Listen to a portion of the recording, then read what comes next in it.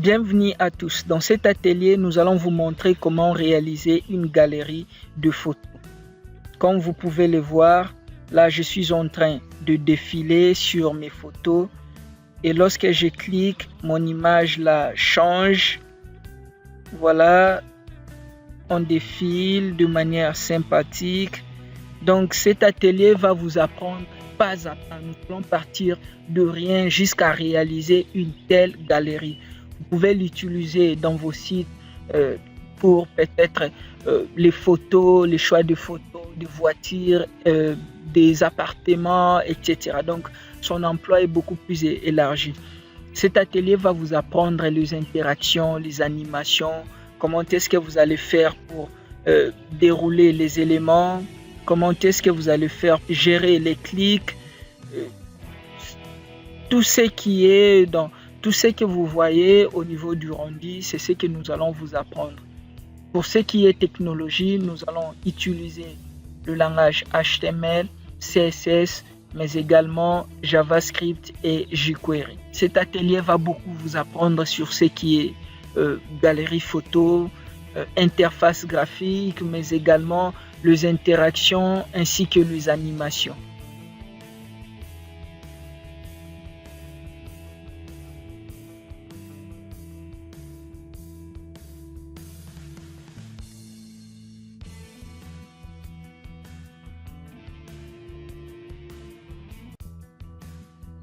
Bienvenue à tous.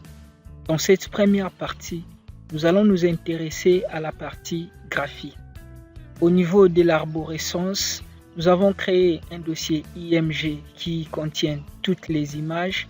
Nous avons un dossier index qui va gérer notre galerie, une bibliothèque jQuery pour les interactions, mais également un fichier JS pour écrire mes scripts et puis une feuille de style.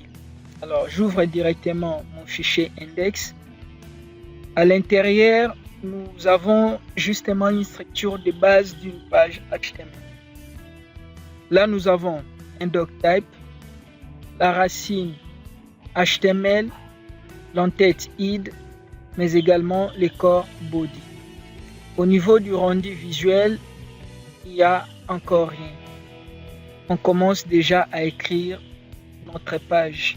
On commence par un div logique.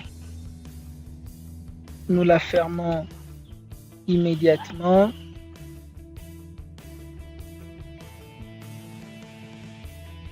Nous lui rajoutons un ID qu'on va appeler global. Au niveau de cet ID, on rajoute un titre que nous fermons immédiatement. Dans ce titre, on écrit galerie photo. Et puis, nous mettons de nouveau un div dont on va donner l'ID.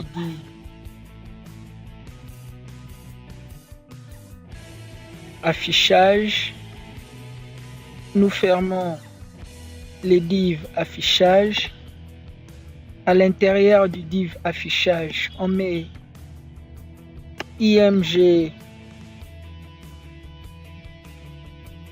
On va spécifier notre image. On lui donne une classe IMG grand. Nous la fermons. Nous allons créer un autre div.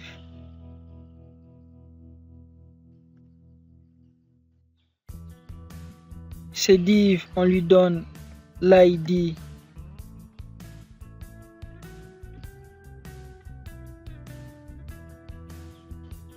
container. Au niveau du container, nous créons un span que nous fermons immédiatement. À l'intérieur du span, on lui rajoute un ID BTN-gauche et au niveau du contenu, on met ELT pour avoir les symboles inférieurs. On redescend, nous mettons un div dont on met l'ID conteneur IMG. Nous fermons, on la ferme, on ferme notre div. À l'intérieur de ces divs, on rajoute encore un autre div dont on va préciser l'ID miniature. Nous fermons notre div. Voilà, à l'intérieur de miniature, nous rajoutons IMG SRC, IMG pour spécifier nos images. On lui rajoute une classe qu'on va appeler IMG miniature et nous la fermons. On fait CTRL D pour la dupliquer. Voilà, avec 3 éléments, je peux bien commencer à faire les choses. Là, nous avons notre structure de base. On peut se rendre au niveau du navigateur pour actualiser puis voir. Voilà ce que nous avons. Je dois spécifier le dernier élément un peu plus en bas là. À ce niveau, je copie simplement l'espace qui est au-dessus. Je vais la mettre après mon conteneur IMG et je change, j'enlève gauche pour mettre droite.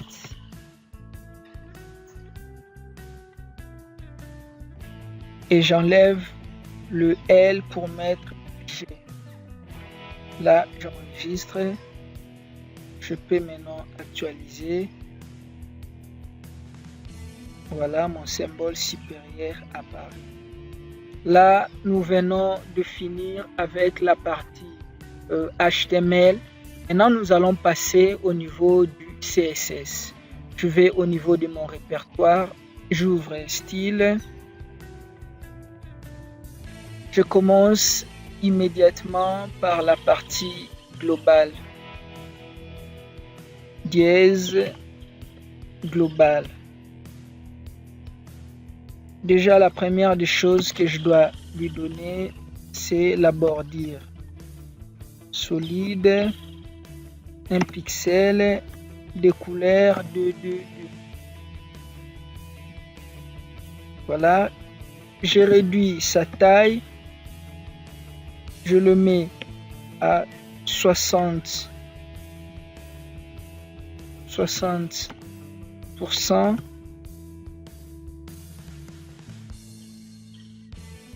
Et je le mets en margin auto pour être centré. Là, j'actualise. Je vois que mes éléments sont bel et bien centrés. Je vais m'attaquer au titre. L'élément H1. J'ouvre et je ferme. Background. La valeur qu'il prend, c'est le 1, A, B, C, 9, C, point virgule.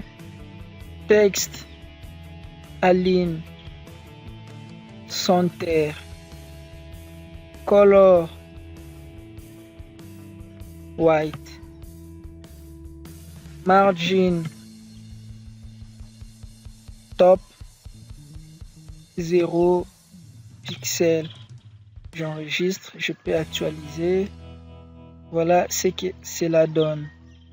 Je m'attaque directement à l'élément affichage. Au niveau de l'élément affichage,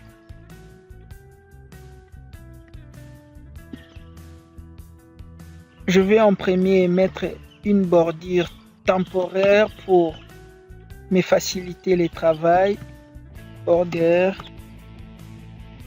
solide, raide, 1 pixel. Je vais voir, voilà ma bordure. Elle occupe l'intégralité. Je la réduis. Le width, je le mets à 70%. Et je fais le margin auto pour le centrer. Voilà, il est réduit. Je peux encore la réduire à 65% pour qu'il soit vraiment... Voilà, là c'est parfait. Alors, j'enlève la couleur de ma bordure parce que ça ne me sert plus à rien. Je prends l'image IMG grand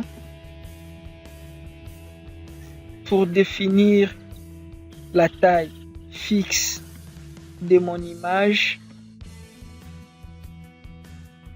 Je mets le width à 350 pixels, le height également à 350 pixels. J'enregistre, je peux actualiser. Voilà la taille qu'il occupe. Je peux élargir le width à 450. Voilà. J'ai réduit un tout petit peu le height à 220 pixels. Voilà. Alors, je descends pour prendre cette fois-ci la partie conteneur. Je prends mon conteneur.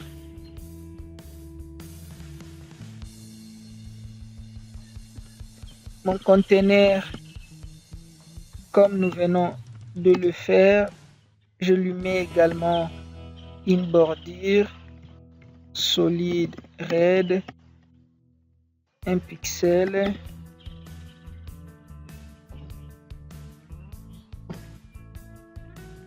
Voilà mon conteneur. Alors, mes éléments à l'intérieur doivent être bien agencés. Pour le faire, je commence par mon span. Mon span qui est juste là, BTN gauche. Je prends mon BTN gauche.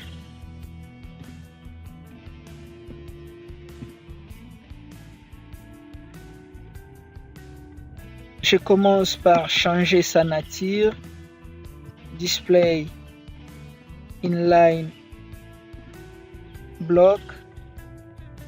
Je lui mets un background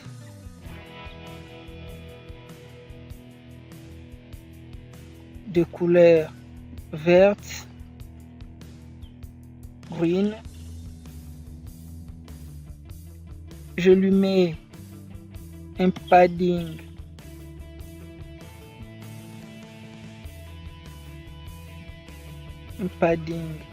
de 40 pixels. Je peux voir ce que cela va donner. Voilà comment est-ce qu'il est présenté. Alors, je vais réduire le padding pour qu'il soit simplement en haut 40 et puis de côté de 10 pixels. J'actualise. Voilà ce qu'il donne. Je change sa couleur. Color white. J'actualise. Voilà la couleur qu'il donne. Une fois que je finis avec ma partie à gauche, j'attaque directement la partie à droite parce qu'ils ont le même design. Et après, je vais revenir sur cette partie. J'attaque la partie droite. Je vais dupliquer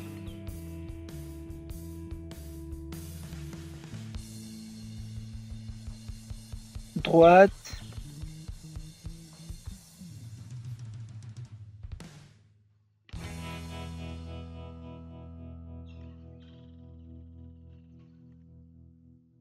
Droite, c'est sans et. J'enlève le et. J'enregistre. Je vois là également ma partie droite vient de fonctionner. À ce qui concerne la partie container,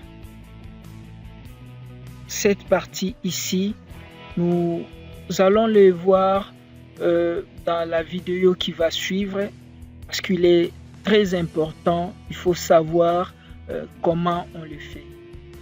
Si vous avez aimé la vidéo, n'oubliez pas de cliquer sur le pouce, mais également abonnez-vous afin de ne rien rater.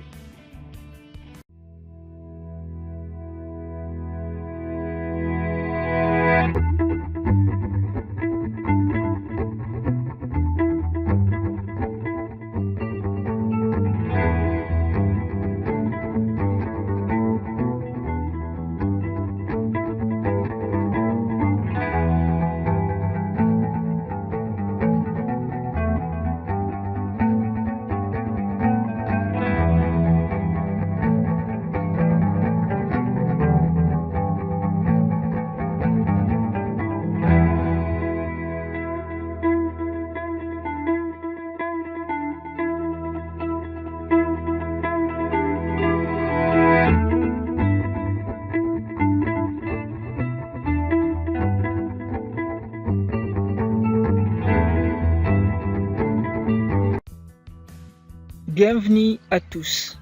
Dans cette deuxième partie consacrée à l'interface graphique, nous allons nous intéresser dans la partie container IMG. Pour mieux le faire, je commence par commenter mes spans.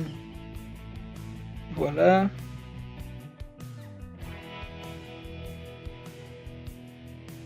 Je la commente. Je viens également ici. Je vais la commenter également. J'actualise. Mes éléments sont partis. Alors, je m'y attaque directement à mon container IMG. Container IMG. Là, je viens là à l'intérieur.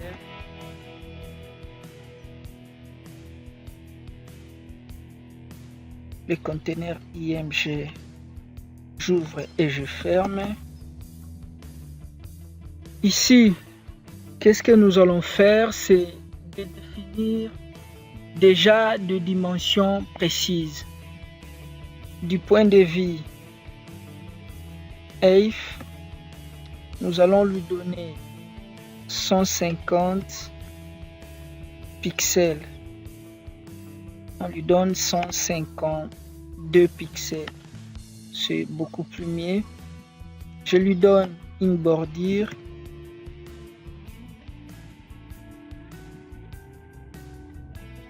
Border solide.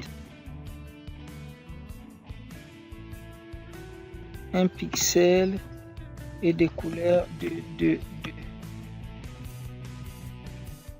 J'actualise.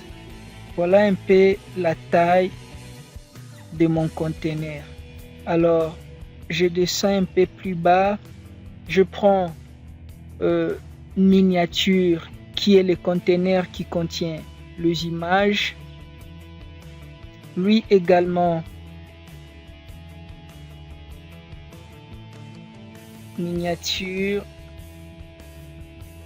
Celui-ci, je vais lui donner un width de 1200 pixels. Voilà. Donc celui-ci, je lui donne un width qui est largement supérieur. Je mets la bordure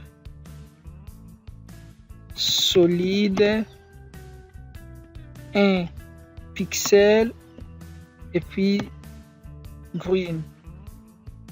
J'actualise. Voilà. Alors, je vais réduire la taille de mes images, de tout ce qui est image. Je prends la classe IMG miniature. IMG miniature. Je fais un width de 150 pixels, un height également de 150 pixels. J'enregistre. Voilà comment est-ce que mes éléments se présentent. Au niveau de la bordure rouge, c'est mon conteneur. Au niveau de la bordure vert, ce sont les images, c'est le conteneur qui renferme le miniature. Je rajoute maintenant les miniatures. CTRL 2, 2, 2, 2.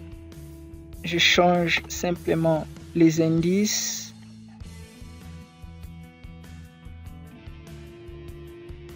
Voilà. J'enregistre. On voit très bien que mes images débordent. Il va au-delà. Alors, qu'est-ce que nous allons faire? C'est d'aller au niveau de ce conteneur-là, conteneur IMG.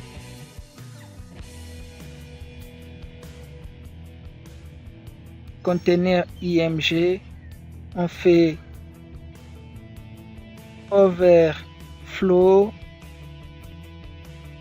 hidden. J'enregistre. Voilà le résultat que nous avons. Alors, je vais réduire la taille de celui-ci pour permettre à ce que les autres éléments puissent se retrouver, notamment mon span.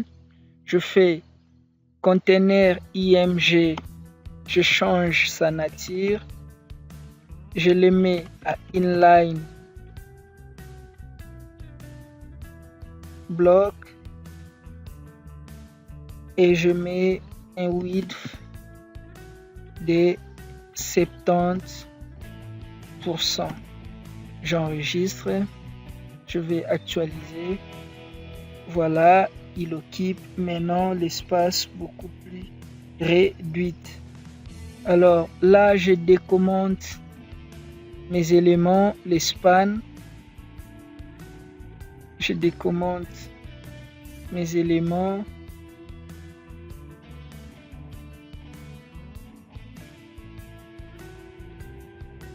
J'enregistre. Je peux actualiser. On voit là mes éléments apparaissent, mais un peu en bas. Je vais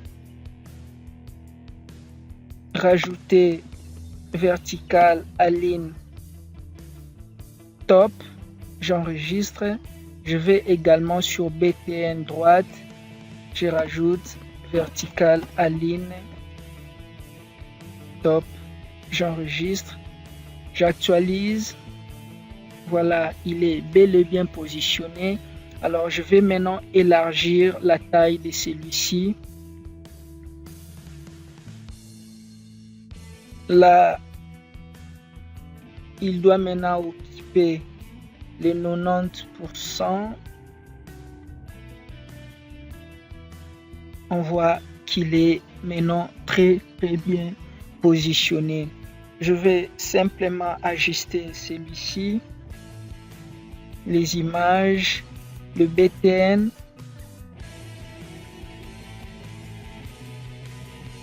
je mets son padding à 60. Je l'augmente un tout petit peu, 65. 65, un peu oui. 68 ou 69, 68. Voilà, avec 68, ça marche parfaitement bien. Je descends encore. Sur celui-ci, je change également à 68. Voilà, ils sont bel et bien positionnés. Alors, ce que je dois maintenant rajouter, c'est de changer la nature du curseur lorsqu'il surmonte, lorsqu'il survole ces éléments. Je viens là, je commence par le BTN droite, le BTN droite, je lui dis tu changes curseur, tu les mets en pointeur, mais également les background, tu les mets à red. Je rajoute là l'événement over, virgule. Je prends cette fois-ci le BTN gauche. J'enregistre et puis je vais actualiser. On voit là qu'il change. On voit là qu'il change également à gauche. Mais également, ces mêmes comportements, je les vais avec mes images miniatures. Alors, le IMG miniature, je l'ai là. IMG-miniature, 2 points over, j'ouvre et je ferme. Ici, je vais changer simplement mon curseur en pointeur. J'actualise et là, je vois que tout marche comme prévu. Bien, nous venons de finir avec la partie graphique. Dans la partie qui va suivre, on va immédiatement s'attaquer de notre script jQuery. Si vous avez aimé la vidéo, n'oubliez pas de cliquer sur notre cloche, mais également de vous abonner afin de ne rien rater sur nos ateliers.